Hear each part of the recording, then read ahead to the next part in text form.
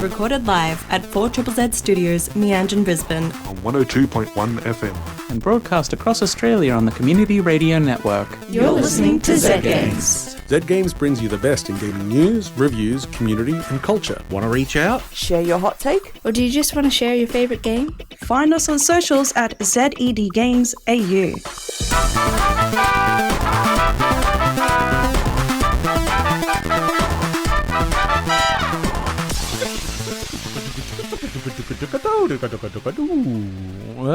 This is Z Games. I'm your host Paul, and joining me tonight are my good friends Melee Hello. and Melee. Hello. It's two different. They're spelt and actually pronounced slightly differently, but I decided to just do them exactly the same.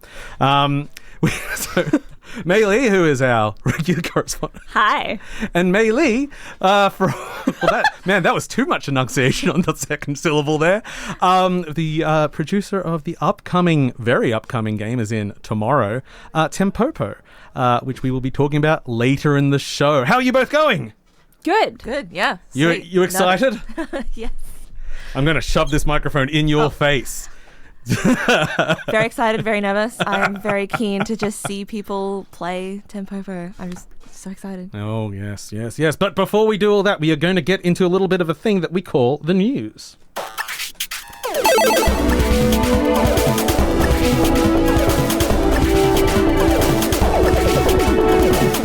News. Tariffs! Sorry, spoiler there. Okay, I subtitled this special news bulletin as "What Even Is Money Anymore?" So, just in a little bit of Switch news at the moment, you may be aware that currently the Switch 2 cannot be pre-ordered in the United States because there's a question about what's going on. Maybe it will be hit by 245% tariffs, or maybe it won't. We're not going to deep dive into that because one, it's complicated. Two, it changes. It could have changed by the time I started this sentence. We can't get down to this. But in addition to that, just to keep things, North America feeling good, Canada also can't pre-order it anymore. Because, Americans are going to want to get that supply and everything, and often the shipments come through the United States to get to Canada, so they have to. I would not like to be Nintendo at this point. Now, people feeling, I did love it, that all the Treehouse feeds after the Nintendo announcement were people chanting drop the price. Like, man, very soon you're going to really wish that price was still valid, because we're fine, hopefully, knock on wood. Speaking of us not being fine, the Sony has announced that they got to raise the prices of everything. So the PS5 has had its price raised through most of Europe, Australia, New Zealand, and Canada. In Australia, since that's our focus, it's not massive, but it is just weird for a 5-year-old console to be going now it's going to be even more expensive. They already had a price rise once before. So we're going up $30 to $830 for the one with a disc drive. And the digital edition up $70 to $750. But they're lowering the cost of the additional disc drive by $35, which still makes it like $140 or something, which is expensive for an external drive. But that's not all. They're also raising the price of PlayStation Plus. All levels are having a bit of a jump. Instead of just going through all of them individually, I'll just do the 12 months of each one. So we're going up to $102, $103. I'm rounding up from the cents. 95 is a lie. You're forgiven. Yeah, $103 for the essential version, $188 for extra, and $215 for deluxe. Wow. Last time they did this, I dropped from extra to essential, and I might just... it's not massive change, but it's just like a trend. I'm not getting value out of it anymore. It's like, I got to get ready for the Switch 2, put all my money into that. Yeah. Yeah. Okay, in good money, if you bought God, I can't pronounce words at the moment. Katana Zero, which was 6 years ago now, at the end of that game, which was a lovely platformer that was just a little short, They said, we will have some free DLC. They released a trailer this week. It's still coming. It's still free. This might be the longest wait for a DLC ad that I can experience, but it looks really good. So, you can still pick it up. And Oblivion has not been announced of a remake, except the screenshots on the developer's site. They're quite freely telling people like the release date's next week, but it's not announced. So everyone acts surprised. Okay, so if you want a Unreal Engine remake of Oblivion, look, I can't be 100%, but 99% likely is hitting us next week. I'm holding you to that. Yeah, may as well. I mean, I'm not going to play Oblivion again anyway. There's too many other good games to play. Okay, so just some upcoming games. Tomorrow, we shall see Bionic Bay coming to PC and PS5, which I'm super excited for. Layla coming to Switch, PlayStation, and Xbox. Indiana Jones and the Great Circle getting its PS5 release. Tempopo for PC, Xbox, and Switch.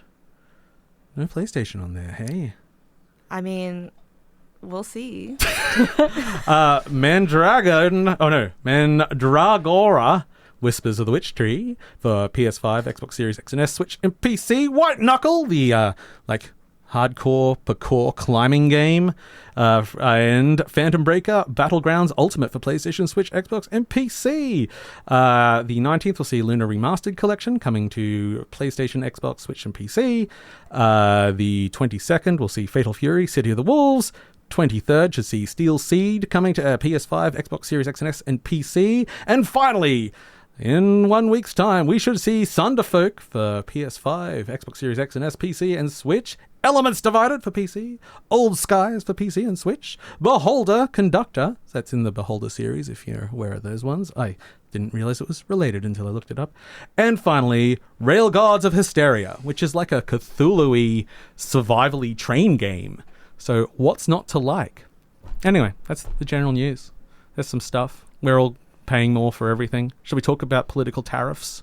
It's the hottest thing to discuss. I just don't want to. I want to talk about video games. Let's talk about the Switch. Oh, tonight, Switch Direct for Mario Kart World. I don't need to watch it because I've already bought it.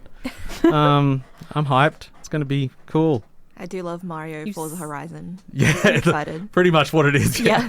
Well, what we think it is, we'll find out. It's and you can skate, you can grind on rails, apparently in a very Sonic way, and then jump on a train, and then go into a big hovercraft. So many things to discover. I don't even know what it is anymore. I want to be the cow so bad.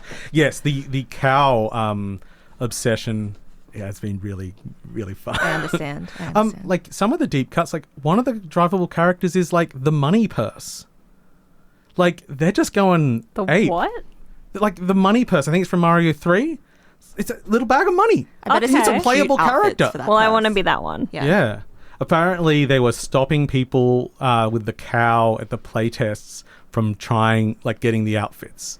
So what are they hiding? Boo. You can only pay to get that kind of content. Oh, yeah. But yeah, we shall see what happens. Nintendo has to make a choice pretty soon about what they're going to do about the US. And I have no idea what it will be. And neither do you, listeners. But I do. Oh, yeah, Melee knows really well, but they're But not allowed to which say. Melee? Woo! One Melee knows exactly what's going to happen. The other always lies. Which one is which? Does the other Melee tell the truth? Nah. You're listening to Z Games at 4ZZZ. You're listening to Z Games on 4ZZZ. Oi, mate, you're listening to Z Games at 4ZZZ. You're listening to Z Games at 4ZZZ. You're listening to Z Games at 4ZZZ. You're listening to Z Games at 4ZZZ. You're listening to Z Games at 4ZZZ. You're listening to Z Games at 4ZZZ. You're listening to Z Games at 4ZZZ. Got a bit carried away. This is Z Games. I'm Paul, and joining me are two Melees. Hi. Hello. Exciting. And we all know what it's time for now. Yes. Playing music and doing some puzzles and falling downstairs. I don't know, something else now. Woo! Okay, we are going to review a game, and this is probably the first time I have... No, it's not a review. This is an extended preview, because reviews are not out until tomorrow. So this is an extended preview of the game Tempopo. And this might be the first time I've given an extended preview to one of the developers I'm staring directly into the eyes. Hello, Maylee. I'm surprised you haven't done this with not Tim and Jeff previously. I didn't review. I've discussed things with them. Fair. And, my cruelty came through. So, Tempopo is a puzzle game by the team that brought us both Unpacking and Assault Android Cactus, which was, originally I thought that name was bad, but these days I love it. I'll never get it in the wrong order either. That was the thing at the beginning. It's like, what does that mean? Now I know what it means. It's great. Yes, so Unpacking, if you're not aware, many Game of the Year awards, BAFTAs, superstars of the local industry. And Maylee is joining us tonight. She is the producer on the project, what do you do as a producer? I do many things, but I hopefully make the team's lives a lot easier by organising and facilitating the things I do. And I do that for a lot of teams because I love working with indies. So, yeah. Oh, okay. Now to tear you apart. Okay. So, Tempopo is a puzzle game. It shares a lot of core things taken from games like Choo Choo Rocket and Lemmings 3D, which is of course everyone's go-to, but we're talking about a puzzle game trying to get pathing for little creatures called Tempopo, and you're trying to get them to collect flowers, get them to the end of a level, and you do that by putting down instructions on a 3D block-built world and try to make it work. It was a very interesting journey through this game. I've played it many times over the last few years, but all those scenarios were very early in the game. And it looked beautiful. Before, I got to say, I didn't hear it for a long time because we were playing it normally in loud areas. Thankfully, a demo came out earlier and I go, oh, wow, we'll talk more about the music later. But as a puzzle game, it was, interesting but rather straightforward. When you start the game, it'll give you an option between adventure mode and just puzzle mode. Mm-hmm. Yeah, good. It's good something to check here because I'm not always good with my terms. I'll be the fact checker. The difference being that adventure mode shows you the positions you're supposed to put down an action in the level. If you go the other mode, you do not see those positions. But early in the game, it's often indicated just by the environmental design anyway. There's a bit of dirt on the ground. You've only got 2 things to put down. It's like, oh, well, this is not really that taxing to get through. Unlike most puzzle games, I would say, it's divided into worlds, that is normal. But each world isn't a reset of like, oh, we're going to do something different now. It's a progressive difficulty as you go through the entire game. So I played it on puzzle mode because that seemed what to do. And as the game kept getting more and more complicated, by the end of the 4th world, I'm like, I'll just switch to it and see, like, there's a lot of options here. I'm just going to, maybe this will let me get through a bit faster. And then I completed the game, and then you find out there's a second game, which is now the challenge levels. And I will gladly say I have not played a single one of those on puzzle mode. Because puzzle mode will wreck me on those levels. Really? I have to do them adventure mode. Because the possibility space is so great and so complicated, I just get overwhelmed. Now that said, as I said, each world doesn't bring new mechanics. It brings a new theme, it brings new music, it brings new characters, but it doesn't change what the tools you have are. But it is one of those puzzle games that will continue to surprise you all the way through, and then very much when you hit the challenge with how those tools can be used. I was saying yesterday to Maylee that I just accidentally dropped a bunch of random things in an area and hit play, and it was the actual solution, and it looked crazy because when you get the solutions, they work like a clockwork, and insane things happen, and you have lots of characters running around, enemies being dodged, the world being smashed apart, and things going. And it's a very hardcore puzzle game by the end. So, my message here is sort of that the game is very well tuned for different types of players. A kid could probably get through most of the main game, because it is progressively up, on adventure mode. Someone that really likes puzzles, you'll blast through those early levels, no problem, and you'll quickly find your level of meat where you want to go. And if you are more masochistic than me, stay on puzzle the whole time, and those big levels in the challenge are Wow, some of the things I've done in there are great. Are you raising your hand, Maylee? I don't know how to interrupt, but You can just talk. does that mean that you haven't looked at creative mode yet? No, I haven't got to speak of creative mode. Oh no. So creative mode is then turning this, well, not on its head. So adventure and puzzle, there's a solution you need to get. Creative mode is like, work out your own solution. Here are all the tools. And at this point, this is where the people that are obsessed with, Zachtronic games can get in on it. Where it's like, we're going to optimize, we're going to try weird solutions. How quickly can we do a level? How can we do it with one person? How can we make all these other solutions out of it? And that's just it's kind of wild. I started just seeing how much of levels I could just destroy entirely. Because I was like, is there even a meta layer behind this? Because I know that Sanatana is a big fan of like Bubba Is You. I'm like, oh, could this fit in too? But as it is, it's a very meaty game. The main campaign before the challenge, it was 5 hours or so. The challenge mode, I think I've spent more than 5 hours on half of the levels of the first world. It's exponentially more difficult and crazy and enjoyable. Now, the other big thing of the game, which we have not mentioned, is the sound. The sound by longtime collaborator Jeff Van Dyke. He has really gone out of his way here to create something that hasn't quite been done before. Each world has its own music. Every time you hit play, a track will play, and everything that happens on the level influences the music and the tones. But also, every time you hit play on the level, it's not the same bit of the music. It changes. And these systems work upon each other to find something that is just very satisfying with a lot of polish. And then, because you're collecting these flowers, and these flowers all sing at the end of a world, although you can do it before the end, but I always waited to the end. You go to a garden and you plant all your flowers, and you can make variants of them that have multiple heads, so there's multiple voices singing at once. And then when the world's complete, you have a little orchestra playing the music that you've laid out. You can change it as much as you want. And it obviously takes its big influence here from Balan Wonderland, where the main character sings a little song while the camera swings around them, and I know that definitely is what the inspiration is, even though I've been told multiple times it is definitely not Paul. Stop saying that. And then, if that wasn't enough, because that's a very simple music creator, it's just sort of, you plop things randomly and whatever you do will sound nice.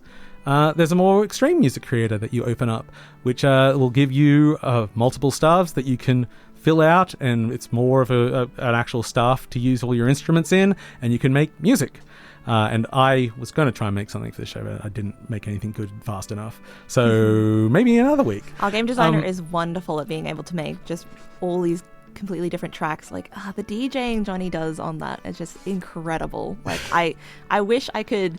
I would love to get Jeff on something for him to explain the detail of the music. Seeing him implement it and put it together is just nuts. I think the last time I was speaking to Jeff, I said to him, I'm very much looking forward to the lectures you'll be giving over the next 5 years, because it is doing a lot of stuff. And I guess the overall message here is that all of these elements are very polished, and it's the sign of a team that is confident, because the basics have been there for years. Like really, if I played those first levels, it didn't feel any different 3 years ago. But the complexity of these puzzle designs and just the overall polish of how you move between islands, all the menus, everything. I hit the language options, and it's been localized to like 700 languages or something. Yeah. And the puzzles themselves have been like polished a lot, so that we've been like playtesting them and trying to figure out the best way for them to kind of work for people as well, to like still be a challenge, but also to still like feel like a really complex puzzle. It has done a very good job of sort of just introducing new ideas on individual levels, but it all compounds and gets up. And as I say, as some of those challenge levels play out, I'm just wow. Anyway, so what's bad about the game? much. Paul. Not really anything as much. He says that as he kicks my feet. I say that. I did. I actually did. I didn't mean to. But your feet are just so long. You're just like, I hate this game. Kick, kick, kick. The only thing, as it got more complex and you were trying to solve longer levels, and to solve them, you have to play them from the beginning each time. Tracking all the creatures, especially as they're going up and down levels, can sometimes be a little bit tricky. And it was something that I was like, I'd like to pause it just to have a look. The dream would be you could actually fast forward and rewind, but I don't think that would actually work. I'm pretty sure you can pause it on the level. It just has the pause menu. But also, we do have an accessibility mode for that. Did you know? No. If you go into the options and you check, I think it's like the accessories one, Yeah, each yeah. of the Tempopo on the level will have a different accessory so that you can follow them around. Oh, I do love the accessory button. I didn't actually realize that was what it was for. I just put accessories on all of them. It was because I didn't see the accessory, but I didn't. You just Now I feel like the a fool. accessories are just like, yes, that is just there. Yeah. Help you track. Yeah, I never thought that was an accessibility option. I just liked the glasses and such things on my Tempopo. Little devil horns is fine. Yeah, so that was about the only thing that just tracking things on very complex levels was sometimes a little bit difficult. But other than that, it was a very minor slight and as I say, I have not finished all the challenge levels. I've only finished the main campaign. Bailey was saying, I'll be impressed if you finish the whole game. And I said, it's 4 worlds, 60 levels all up. I'll be done with this tomorrow. What are you talking about? And then the challenges open up and I'm like, no chance in hell. I love hearing the pupils just like shift into, oh God. That was my reaction too. Yeah. Because I think it is important to put out because at its face, it's very accessible. It's very child friendly, but knowing that there's that harder level that, it has a lot of meat to it at the end of the day. And as I say, even with the challenge levels, I'm playing them adventure mode because I'm a wuss. You still have that ability to decide that. And there's a basic hint system in there as well where you can just push a button and they'll say, hey, you've got the wrong thing here, or maybe you should put something over here. It's just one at a time. I don't think there's any penalty for it. Do you track it secretly? No. Track it secretly. We don't want to make people... We want people to feel kind of like relaxed and not feel like too judged by the puzzle. But also, I was actually, funnily enough, testing the other day, doing the challenge levels, because I too haven't finished them, but I was doing them in creative mode accidentally, and I was actually doing really well, but then I was just like, why am I doing these in creative mode? I didn't even realize. I was just like using the radial menu and making my way through. It's possible. Challenge levels. I imagine I am looking forward to seeing that hardcore community get in there. Me too. Because it's that was one of the things, like I mentioned Zachtronic games earlier. I love everything that they used to make. Because it was just like, I would make a good solution and feel good about myself, and then I would go and check what everyone else was doing online and realize I'm an idiot and I don't even rate compared to all these people. But I kind of want to know if Tempopo will have a speedrunning community, because the level designer on Tempopo we met because they were a speedrunner on Assault Android Cactus. And like it would be a lovely like tables kind of shifting and just like also a wonderful person. So I think it's the kind of game that can get all like the music community interested in, which is also then just like people that like sharing stuff and influencing, but then it has the meat and the interest of you can do all sorts of different runs. You can do a speed run, you could do minimal operations, you can do all these things. And the reason like the Hana Garden is like a more simple version was because we wanted people to be able to make music and not feel so bad. intimidated. That's why we had to like separate the Hana Garden and the Melody Garden, but also like if someone makes their music and gets into making music because of the Melody Garden, I will legitimately cry. I will. That will. I'm tearing up now. Did you send me a Rickroll of it the other day? I did. Yeah. I don't remember how to Rickroll people anymore, so I've just been like, is this you? And then the link to the YouTube. And I was like, that's not how people Rickrolled each other. Okay, so I think that brings us pretty much to the end of our extended preview of Tempopo. Mailey, did you have any thoughts? You haven't been too chatty. I have many thoughts. I guess my biggest point is you mentioned that you wanted people to feel relaxed and not judged by the game. And I can confirm, as someone who's truly just atrocious at puzzle games, it's never been my something I'm drawn to, and it's not something I'm good at. But I had a wonderful time, and I did not feel judged. I had a similar experience to Paul where I played it and I was going through, and then we got to the end and I'm like, oh, I'm going to use some hints, or I'm going to try the adventure mode. And the game, there's no counting of my hints. There's no, oh, wait here. And it helped. Like, I'd have these new big puzzles come in, sort of, again, a building on it, not a new mechanic, but a mechanic I didn't quite work out how it was clicking, and it gave me a hint, and I'm like, oh, if the arrow's there, I hadn't considered that because I'm silly. Well, then this, and it all clicked into place, and I still got my very satisfying solution, and I think you just did a really good job on that. So if anyone out there is like, I'm not sure, I'm not good at puzzles, it gives you that wizard feeling that good puzzle games do. Yeah. Where you go like, oh, I'm really smart. Yeah. That was Hanat's whole feeling of just like, I want people to feel like joyful and smart playing this game. Well, and successful. Successful. So Tempopo is out tomorrow on PC, Switch, and Xbox. And also the soundtrack will be available, which you can stream on most streaming services. But there is special, if you buy it directly from Jeff on his Bandcamp or through Steam on the Tempopo page, you'll get an extra, it was like 44 at least songs. The soundtrack I currently have is 91 songs 91. long, and the streaming platforms can only support 50. Yep, that's so it. There could have been more. Suckers I on know the stream. The way that he has built the music in the game, there could have been so many more different variations of recording these tracks, but we had to limit him this time. Now, because it's not out yet, I don't actually know how much it's going to cost. Can you give us the secret? I think it is $19.99 USD because we all think in USD. Because that's maybe not for long. I have to assume that it's 30 AED for us. I think all of their games are 30 AED. That's what I remember with Unpacking as well. And Cactus. Yeah. With the full edition. Yeah. Good games. Anyway, that takes us to the end. Pick up some flowers. And they'll sing for you.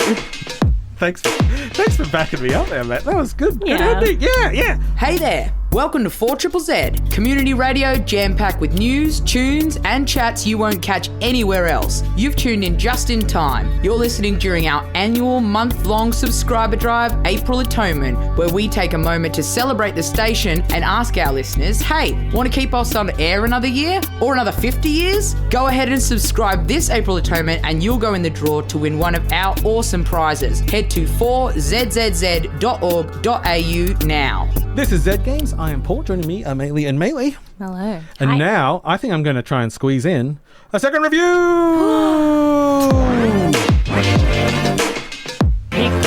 Stop! I had to type into Google because I forgot the developer's name! Hey! Oh no!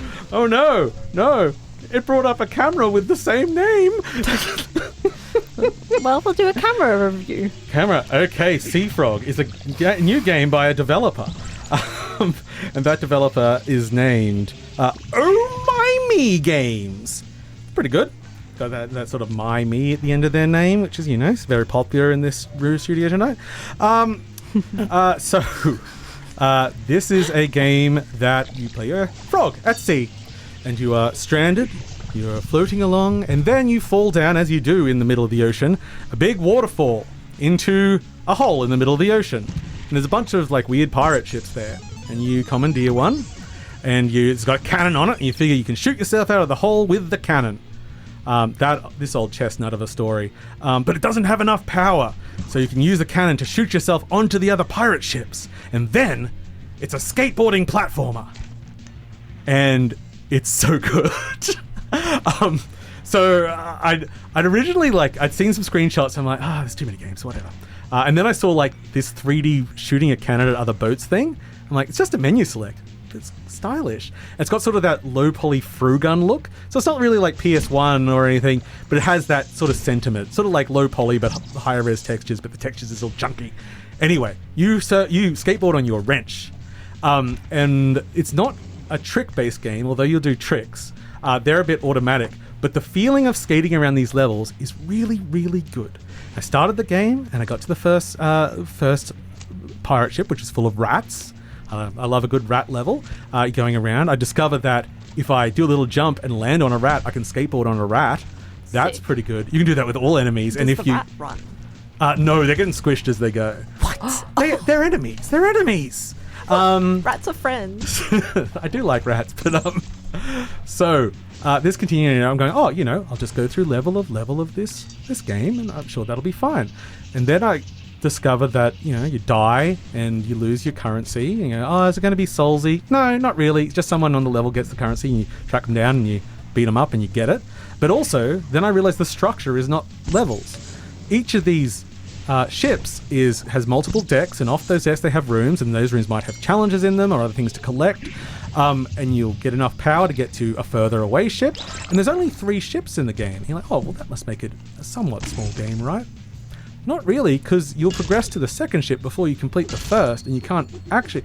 And you start realizing it's not quite a Metroidvania, but it has that sensibility of like, you don't know how to do this yet. You've got to go do something else, come back, and get to the second ship. It's full of chickens. Those chickens are nothing like the rats. And it's all themed there, and it feels totally different. And they'll have all these side challenges, which might help you, but also they're not necessary for the main progression. So I found myself always finding something new to do. If something was killing me a lot, you respawn at your ship, and they do a really good thing where, yes, if you shoot yourself at the other pirate ship, you'll start that ship again. But also there's teleporters on most decks. So as long as you unlock them, you can go from your respawn straight there. You can get back to where you want in a couple of seconds generally. But also you can go, I don't want to fight those chickens right now. They can be obnoxious, those chickens. What are the chickens doing? They're just a bit more swarmy. Like every time you touch an egg, another chicken hatches. So if you're not careful, you can fill the level with chickens, and they can be quite vicious. As you do. Classic chickens. But then also there has sort of that Hollow Knight pin system. So you'll get pins, and you'll say, okay, well I've got so many slots, and the slots also have if you put 2 red pins next to each other, you get another bonus. So you're always changing your layout and playing with different styles, and the movement just feels good. So it's been really, really satisfying. I haven't mentioned the last pirate ship, and I won't. It's a silly story, it's a silly idea, but it plays really solidly, it looks great, and it kept me entertained. I don't know how many hours actually, for a good while at least. Yes, so Sea Frog, which is available on Steam for about $20, and that's all it's on at the moment, but it's really fun. I would recommend it. A little bit less than Tempopo. Just for the nepotism. If I wasn't in the room,